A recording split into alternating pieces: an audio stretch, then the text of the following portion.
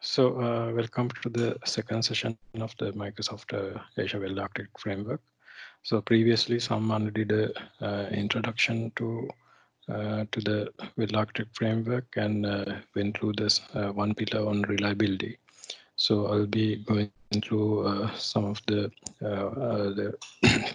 recommendations and guidelines related to the cost optimization pillar, which is in the Well Architected Framework.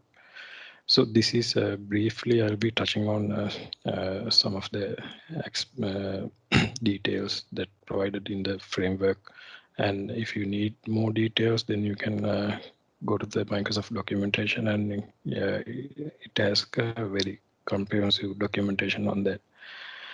So in this session, I'll be going through mainly the cost optimization recommendations related to designing cloud solution and how to provision your cloud resources in an optimized way, and how to monitor your cloud spending, and how you can maximize the efficiency. So after that, yeah, some money there's a case study that presented some money in the last session. So I'll be continuing the same case study and discuss about some of the cost of optimization aspects related to that. So cost optimization pillar is discussed about the guidelines and the recommendations for designing and planning a cloud solution in a cost-effective manner. And also it provide some tips related to provisioning your cloud resources with cost optimized way. And also provide some monitoring techniques on your cloud spending and how to do analyzing.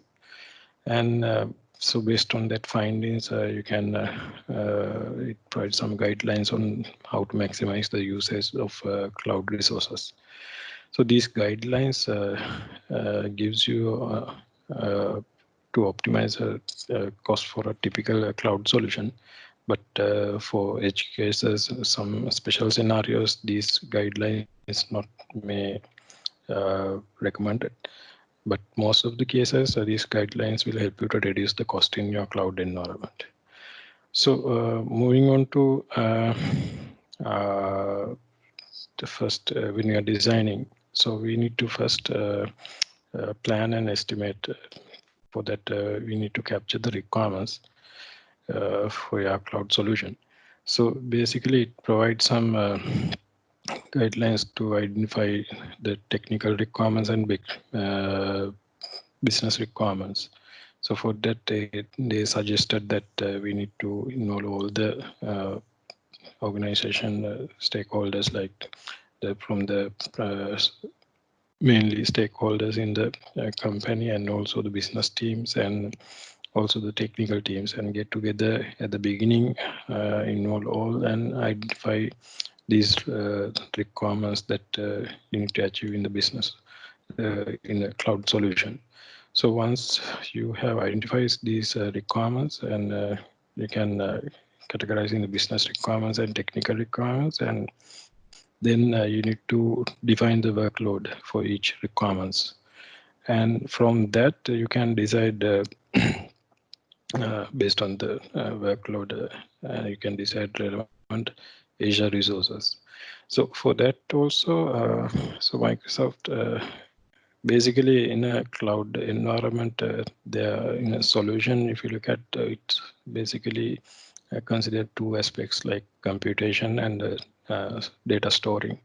So when you are designing a cloud, when you are designing a suitable cloud service in Asia, so there are some guidelines also provided by the Microsoft. You can refer to some of the documentations I have added in here. So this is kind of the how to design the computes, how to choose a Azure Compute service for your application. So this is I have taken from Microsoft documentation. To this kind of a decision tree. Then you can go through and evaluate based on your technical requirements whether this is what kind of services that you can use. So for example, if you need the full control, then you can look into the virtual machines. And if you need high performance workload, then you can look into Azure Batch Services.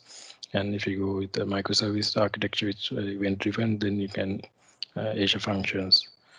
So likewise, it suggests some of the guidelines to choose the Azure services for the computation, as well as you can look into the data store as well. So here also, if it is a relational, then you look into SQL, and if it is semi-structured, then you can look into Cosmos DB. And if you need a file share, then you can look into Azure Files and archiving. You can look into web storage and search. Then you can look into search, Azure Search.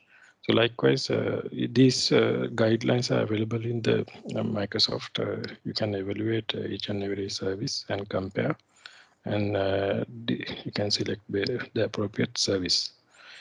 And not after when you're capturing requirements, you need to consider the security and availability aspects, key quality attributes as well.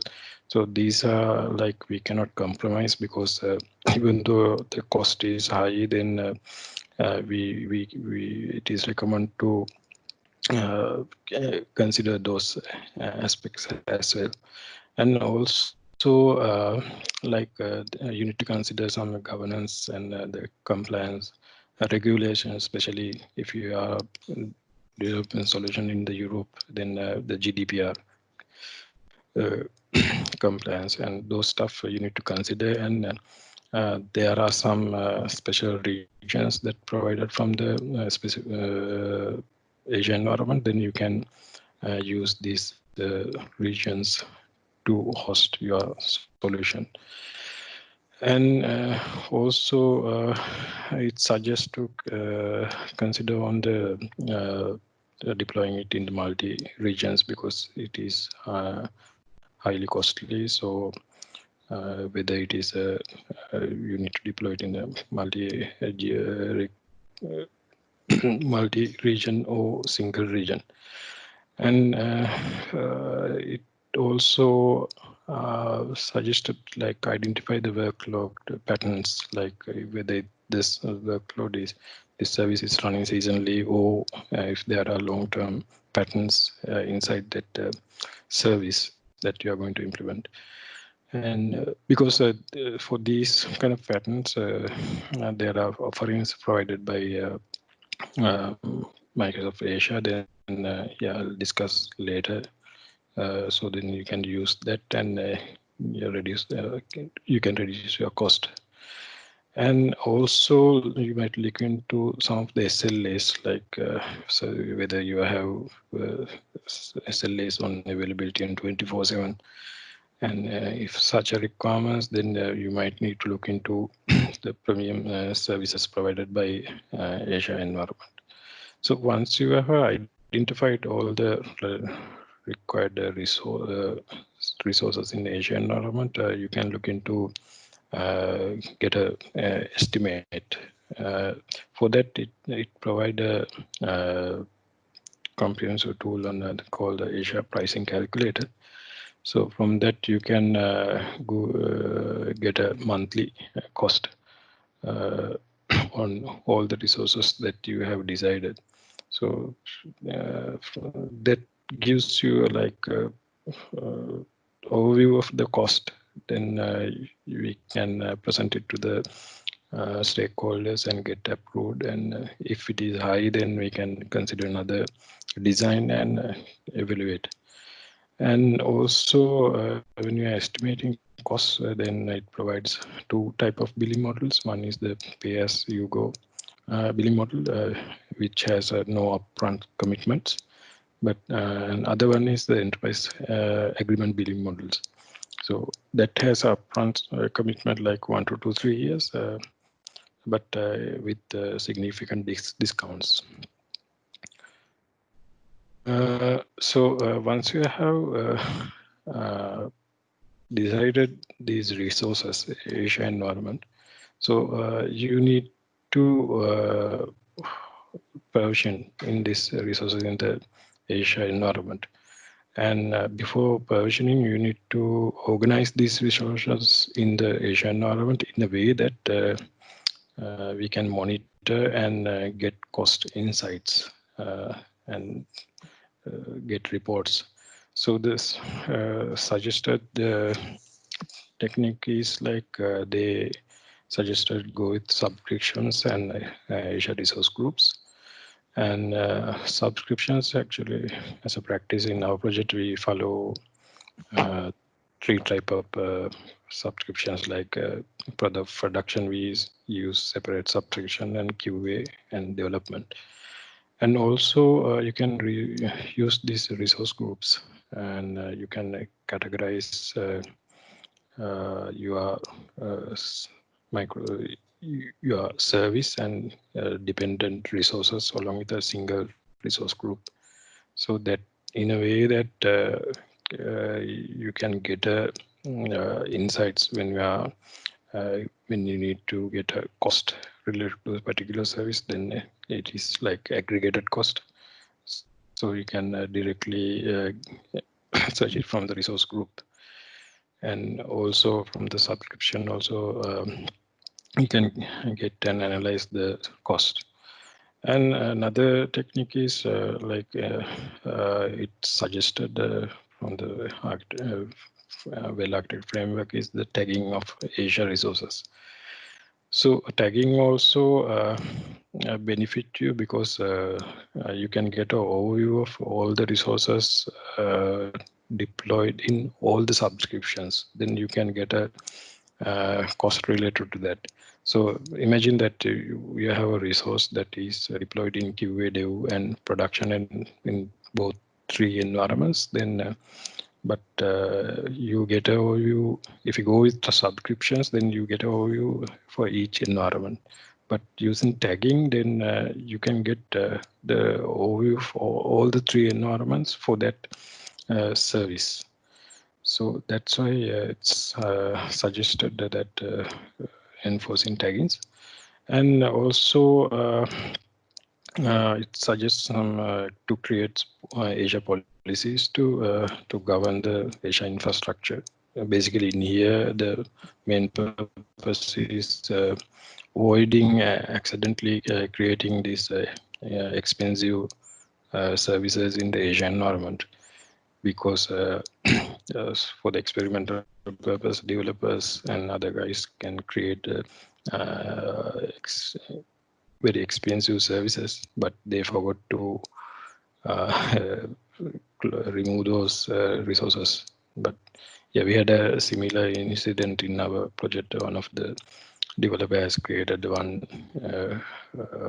resource very expensive, and that month he forgot to remove that, and due to that, that month billing was doubled.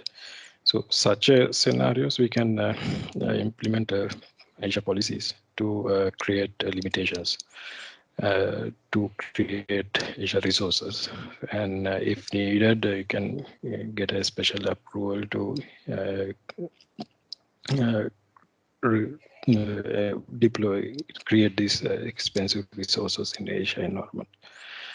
And another thing is like not we need to educate the all the people in the organization on the budget aspects, the importance of the budget, because what you have do it in the what you are doing in the cloud environment is the day-to-day entry. It will add the cost that we need to monitor.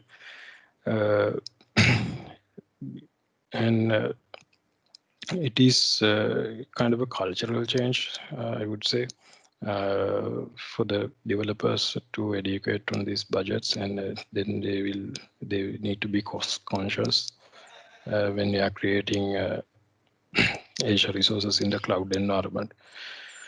So in a way, that way, then we can reduce cost, and also it would be good to enable what they suggest is enable the users to view reports and build on what on each. Then the resources, the users, the engineers can look into what they have created and how it is the cost is impact on the organization, and try to see the impact and as well as how to reduce that.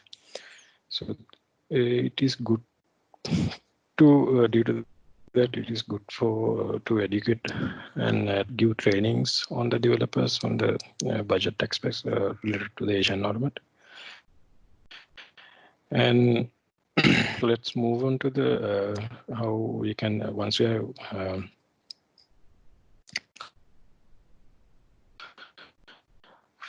find resources in a optimized way, cost optimized way in the Asia environment. So well, basically it will suggest like to select the correct service tiers and sizes, because if you different pricing tiers have different pricing. Like some of the for example, premium services have highly expensive, and you need to decide on that if it is needed only. Otherwise, it is waste of resources and also the waste of money. And because of that, you need to identify the workload and select the correct pricing tier. So if what the recommendation is like, if you cannot identify the workload, then go with the basic tier, and later incrementally, and you can do the scale out if needed, the demand based on the demand. And also there are some spot instance that you can use. This is for the low priority workloads. And for example, if you have some batch processing, and but those are very low priority and large computations with the interruptions, because if you sponsor what they say is spots instance are very cheap, but but there is no guarantee that it will stay long. Sometimes it will get evicted from your environment. So that's why you need to consider, if it is a low priority alert, only that use the spots instance.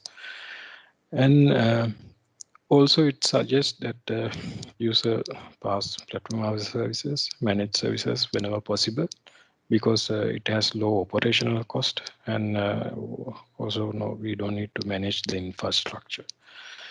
And for the development, it has offering this dev test pricing offer.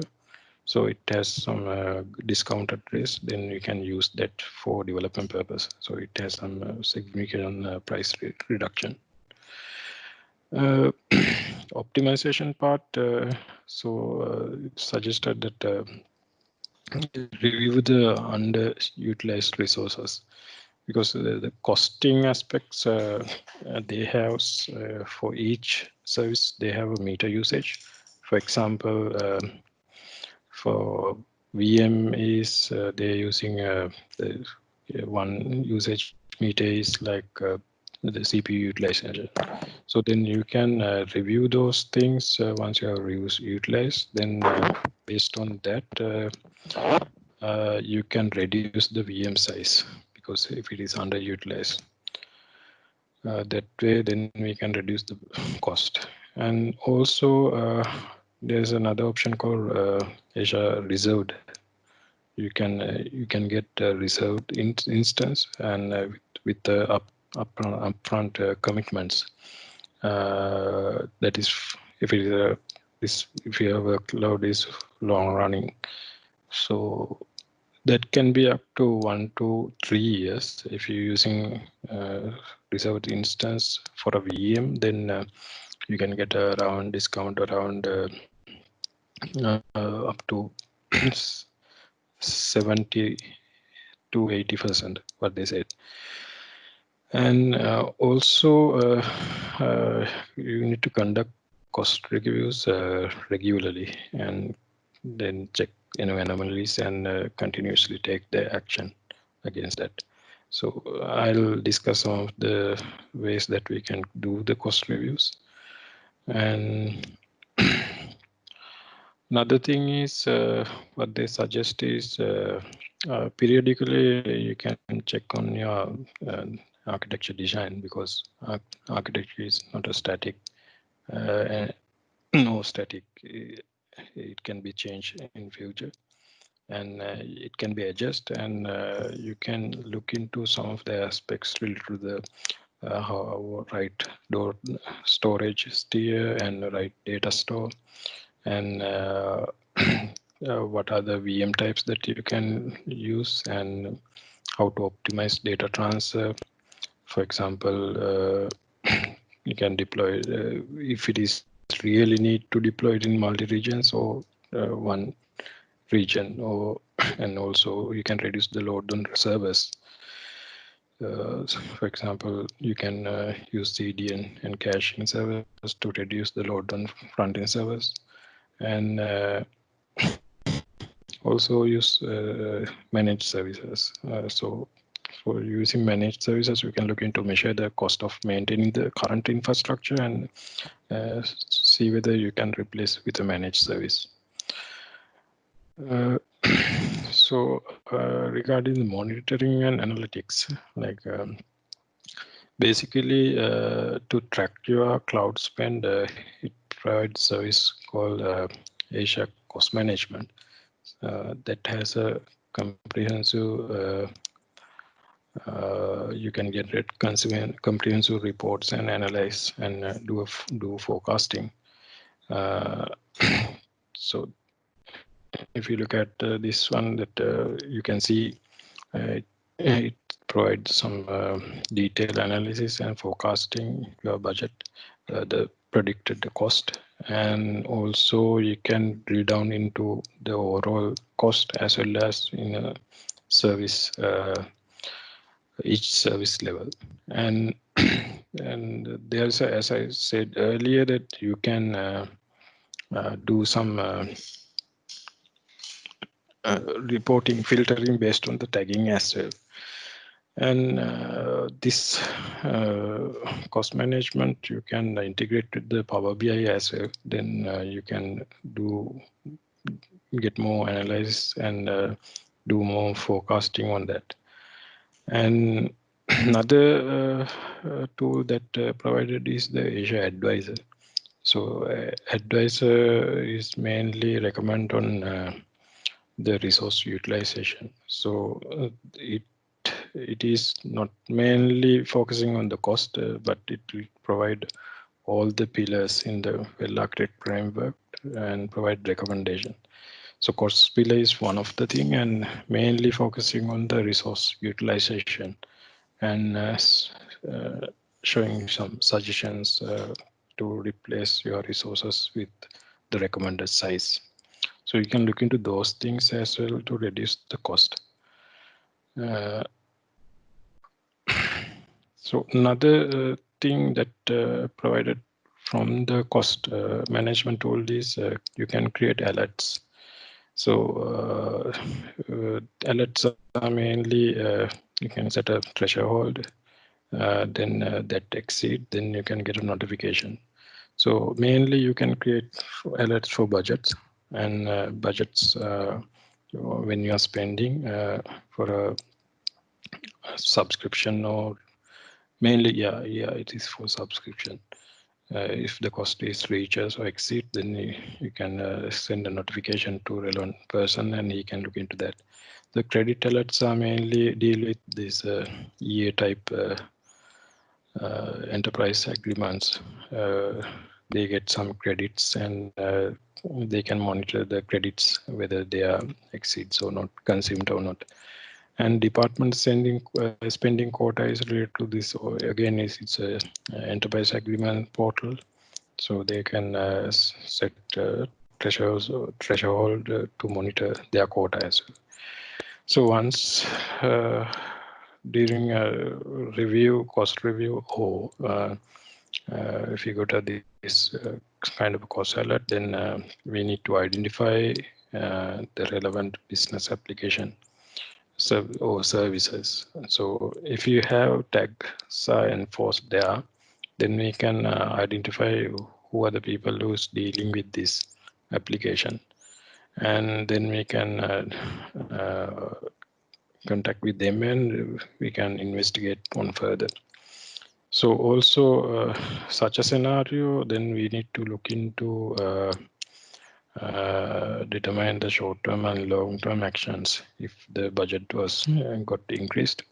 So one short-term plan is like we can increase the budget, but that we need to get approval from relevant stakeholders.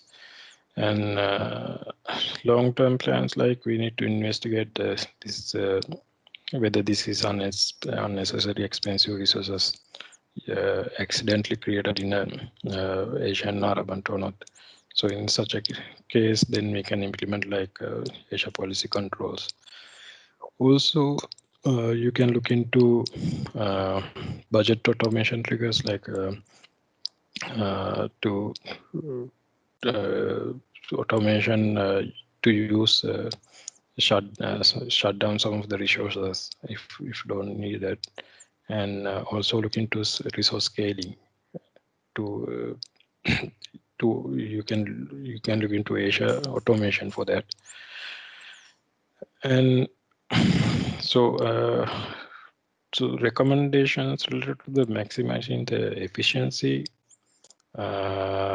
it actually if you look at these are some of the patterns scenarios that you can easily tackle in a cloud environment, and you need to find whether these scenarios are happening in your solution. Then we can easily handle these scenarios. But in here, actually, it provides the on-premise solution that cannot handle these such a scenarios. But similar scenarios can be occurred in your cloud environment as well. But these scenarios, we can easily handle with the cloud environment. The first one is your service is running periodically, like not periodically, but for some instance it is inactive, but after it will again start. So in that case, if it is on-prem, then the resources are waste because throughout the time and all the resources are there. But in the Asian environment, we can do some automation and we can stop the shut down the service for that inactive period. The second one is the growing fast. So if the service need the physical infrastructure fast with the workload and resources, but the on-prem solution, we cannot cater with that fast to get enough hardware. So but in a cloud environment, we can look into scaling out. And there's the last two, like a predictable demand and predictable bursting. Those kind of scenarios also not supported in an on-prem scenario, but we can do it in the cloud environment. So look into these scenarios, so whether that you can identify it, and you can optimize your cloud resources to achieve this in a cost-effective way. And some of the guidelines related to optimizing the infrastructure as a cost. So infrastructure as a service cost. So what they suggested is choose the smaller size virtual machine instance first, because if it is getting higher, then the price is very big. So due to that, they suggest to go start with smaller size, then do the scaling, and also suggest that reduce the number of hours that the virtual machines run. Then we can look into Azure automations to shut down the VMs. And for example, for the development purpose, maybe we can shut down the VMs, turn off the VMs during when we are away, and during the working time only we can start these VMs. And also it's suggested that use the discounts for the computations, like we can use the reserved instance. And also there's another thing called Azure hybrid benefit. So I'll discuss further in that in upcoming slides. And optimizing the VM storage cost is you can look into use the standard storage for the development and test environments. You don't need to go into this ultra disk type of high performance disk, but you can use a standard HDD SSD type of storage, managed storage disk. And also it suggests that looking for any orphan disk and snapshots. Because even though we have VM is created, the disk are creating separately. So if you remove the VM, but it will not remove the disk on snapshots. So it's better to check on those orphan disk and remove those, because cost will incur for this if you are not removed. And optimizing the Azure SQL database cost is like you can use the there's a feature called elastic pools, and this is for like this is a cost-effective solution for managing and scaling multiple database that have very unpredictable usage demands. You can create an elastic pool that what happened is you can it will share the resources in a database that is idle, and if another database require those resourcing computation power, then it will share the idle database resources during that time. So in that way we can reduce the resources, that we can reuse the resources provided in a controlled environment. So in here they suggested that they also, from that also we can get a cost reduction.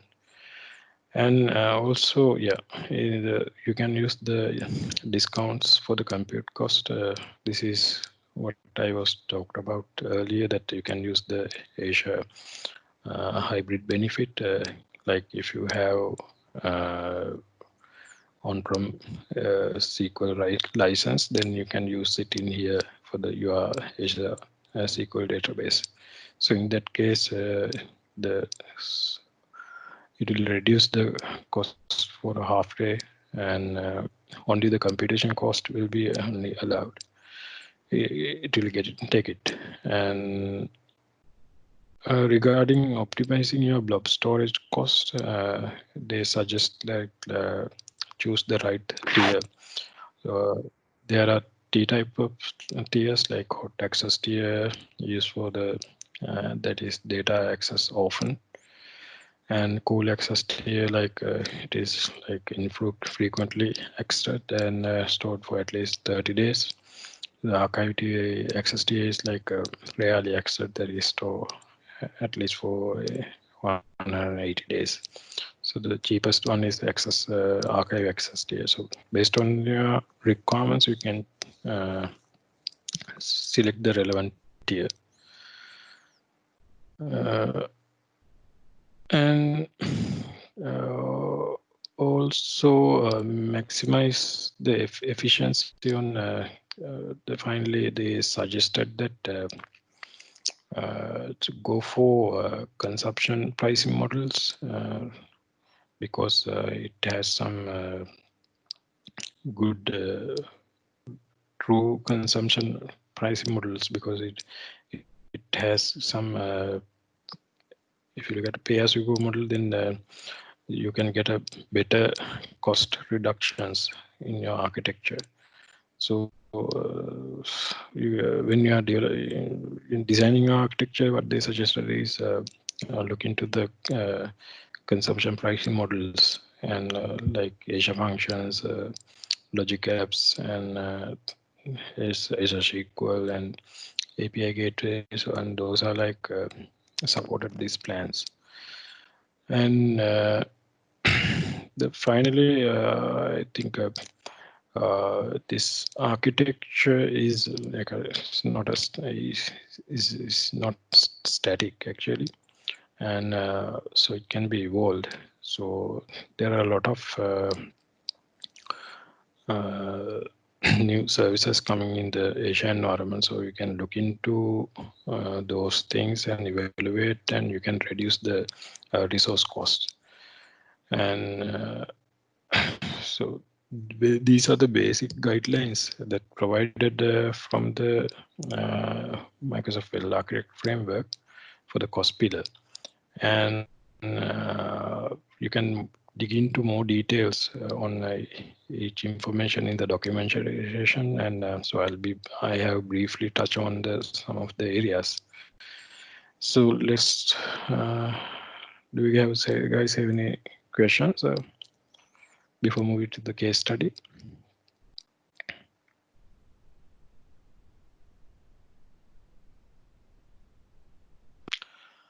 Okay, I'll move on to the case study. So this was presented by Sammani during the last session on a student e-learning platform. And so it has like student registration and lecture scheduling and admin staff work. And there's another assignment management solution that we need to provide, that student need to submit assignments in a given deadline. So it's kind of the criticality is mainly focusing on the assignment management part, because we need to submit. There are a lot of people, students are in the given day, it will try to submit the assignments. So we need to consider a proper solution for that. And so this was the suggested architecture during this time, and basically it has four microservices for the registration, admin, scheduling, and assignments, and all of them were load balanced through a traffic manager. And the front end was deployed in a blob storage in front of a CDN. And for the assignment management part, it was because there are some asynchronous processing happening in the backend when you submit these assignments. All the assignments are copied to a blob storage, and from that it will trigger Azure function, and for the asynchronous assignments processing, and using a singular Azure singular provide the status to this portal on the status of submissions. So from these, so these are the services that we have identified. For the microservices, we are using app service. Front-end webs, we use CDN with storage account. And assignment repository, we are using a storage account. And relational database to keep all the business entities with the relationships, and we are using Azure SQL database. Asynchronous assignment processing, we are using Azure functions, and the status to the processing status notification, we are using Azure Signal service. Load balancing for high availability, we are using a traffic manager. And the last one I have added, because this is not a technical account, but the continuous delivery and continuous integration and continuous delivery for Azure, that it's better to have this Azure DevOps as well. these are the cost. These are the services in the Azure that we have identified, and I have come up with using the Azure price calculator. I have come up with two models actually.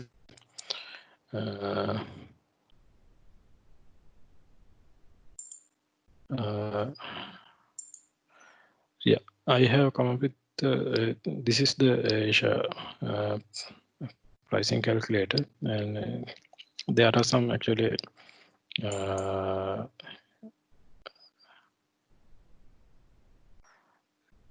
example scenarios also. You can refer to it, and also you can save your estimates as well for each scenario, and you can search relevant service, for example app service, and you can add relevant app service Azure resources into here.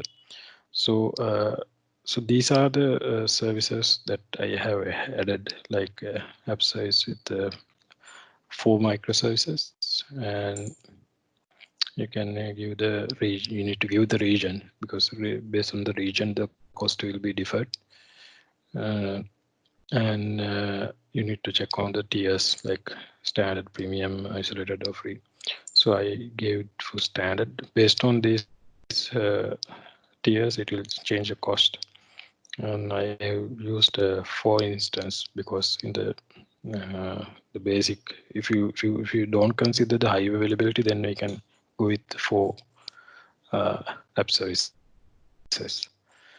And I have added content delivery network, and so in here I have added like geo redundancies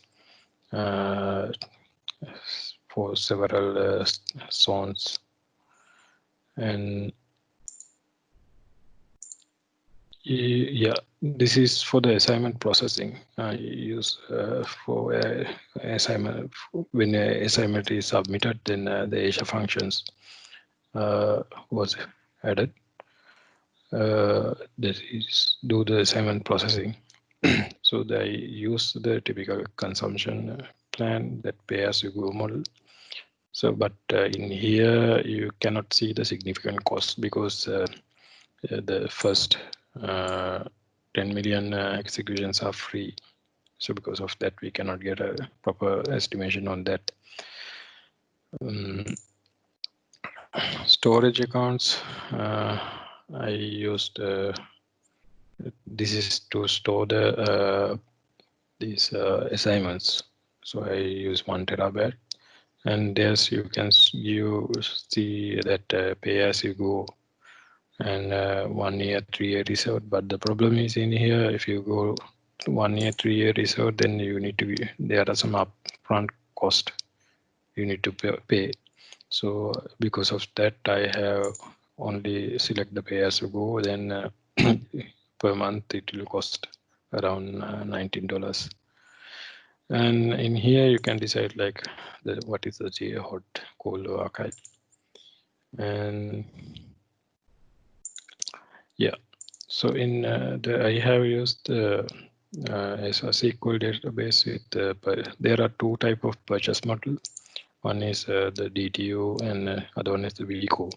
So DTU is the data transaction unit actually. So it was the earlier pricing purchase model that came, but it is not in detail. But if you look at it has basic, standard, premium. But if you go to the VCO, then there are some other customizations also you can do. You can get into more granular configuration of setups it provide. So in here, I say like you can look into reduce the cost. Like if you select on 3 year reserved cost, then you can get significant change. So if you go with pay as you go, then you will get $390. But if you reserve for 3 years, then you can reduce to $255. And this is also that this Azure hybrid benefit. If you have on-prem license, then you can use it in here. So then it will reduce to 110. So in that way, you can reduce the cost when you are deciding Azure SQL database in here. And yeah, it's a singular service, Signal R service. I used a free tier because I think it will can tackle 200 message for day. We can go with the free tier at the moment. And so based on that, it will cost around, yeah, monthly cost around around $1,000. But if you go for like high availability, then you need to consider the multiple apps. So it's 8 app services and network manager and 2 functions. So adding that, you can see that I created a separate pricing model. It doubled actually. Yeah, I forgot to mention that. Yeah, this is the Azure DevOps part. So this also included. So this has some features. Some of you know that some projects use this Azure DevOps pricing plan, and this is can be used for the task management as well as your repository and continuous integration and deployment to each environment. And in here, you can see some significant changes on the price because it uses 8 microservices, app services, and 2 function app Azure functions. And also I have changed to make it high availability, change the consumption to premium. Then it will pre-warm. There will be a warm already running instance available in the environment always. So that will increase the availability. So because of that, I have made it premium. And other things like I added a traffic manager for each load balancing scenarios. And yeah, I think mainly added these things. And to reduce the cost, if you look at, we can consider this, the only critical thing is like, we can ignore the high availability on admin and scheduling part. And we can consider the high availability for the registrations and assignments because mostly students are joining on that, and then we can try to reduce the 2 app services in here. If you reduce this, then yeah, you can get some cost benefits in here. So likewise, you need to evaluate, you can evaluate your cost models with the design that you have proposed and check with the stakeholders and get the approval. So if this is okay, then we can go ahead with that. And apart from that, I created another model. This is for the development environment. So this is also kind of a basic version, but I have mostly used some of the free tiers. Like if you look at in the 4 microservices, I'm using the basic tier that has a very that reduced more cost to the cost due to that. And also I used this one also free tier, and there's another option called show dev test pricing. So if you enable this, then it will get something like this. So but if you disable this,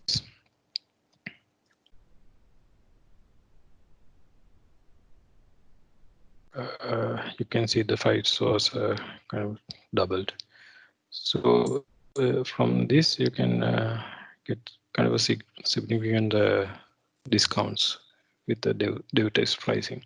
So this is for a developer one environment. So if you need to have a another environment for the QA, then we need to double the price in this. So that is the demo for the price calculator. And let me see if I can show you some demos on enforcing taggings actually. So this is a sample Azure environment created for the session. So I can show you that this is the tagging feature. So when you are creating a solution, Azure resources, there's a place that you can provide the tags. So as a practice, actually, this is one of the practice that we followed in our project. So we have adding these create by environment, keep. I'll talk about this keep, permission width, and service. So from this, actually, we can generate reports. Who created this report? Then we can basically we maintain our email address in here. So then we can directly contact the person who has created this. The environment is like what is it a QA or dev or production? This was keep mean there are some automation tools running on.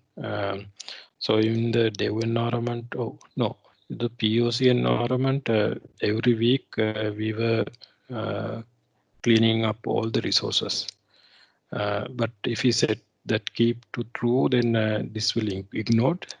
Otherwise, that resource will be cleared in the that POC subscription.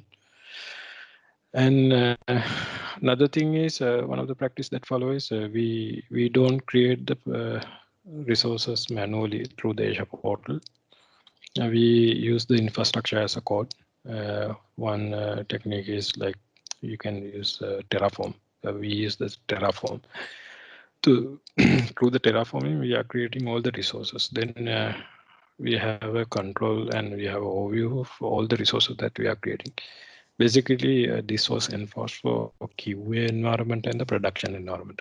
Development and POC we created manually because we need to do some experiments on that. But QA and productions, we all the resources we created through the scripts. So then we have the control over that. And the service we manage like in here I added e-learning because this is related to the managing assignments. Similarly, you can give a product name in here. So each keyword, then you can get a report in the Azure Cost Management tool and get a cost analysis on that. Do how the cost was incurred and things like that. And if I actually in this cost management tool, because in environment we don't have much resources and spending. Because of that, I am unable to show you the forecasting and those stuff in here. But I can show you that how to create budget and how to create alerts. So in here, I have created one budget that we can show you that the amount is 200. If it is 100, 80% exceeded, then it will notify to this person. That means the 160.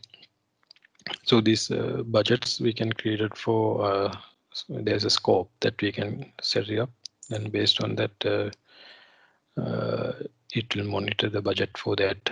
It can be a subscription. I think it will be a subscription. Yeah, to creating budget like I can create it from here.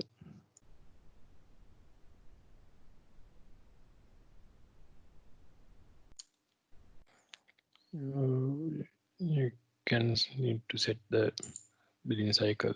It can be a month or quarter or year. I'll set it to month. And you can set the threshold and creation date and expiration date.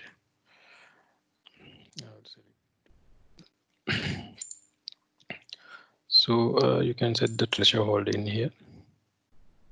If it is 90% exceed, then you can set a notification alert to this person.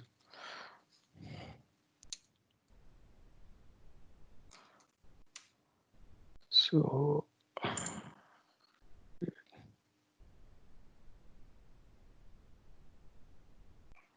yeah, so likewise you can see set some budget alerts in here, and cost analysis. Actually, I cannot show you some actual with the real data in here. And in the cost analysis, what you can see it, there's an option to filter out using the tags in here. In here, unfortunately, I have created these tags today. They said that it will take around 1 day to synchronize these tags to the cost management tool. So because of that, I cannot show those information today. Otherwise, then you can see it will appear all the created by those stuff in here. And another thing is the policies. Yeah, if you go to the policies, you can create policies to one is, for example, if you need to create any force tags, like if you enforce tagging, need to go to the assignments.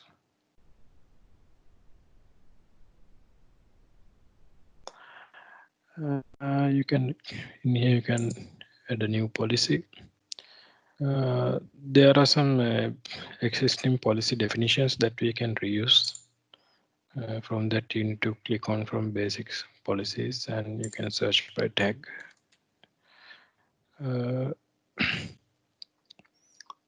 Yeah, this is a existing tag on resources. You can select this one.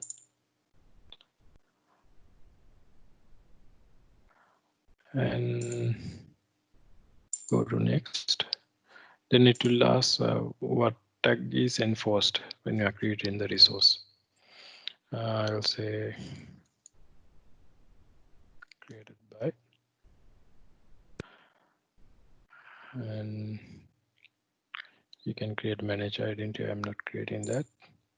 So this is, yeah, this will create a tag enforcement policy that when a resource is created, we need to provide the created by tag for that resource. But this is not, it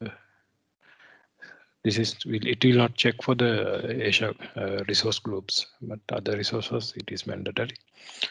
But I cannot create this because I don't have the relevant permission in this environment. Due to that, I am unable to create, but I have showed you how to do it from here. So likewise, you can refer, yeah, policy creation also, there are a lot of documentation and definitions, and you can do customized in the policies. And I think most of the areas I have gone through. So that conclude the demo.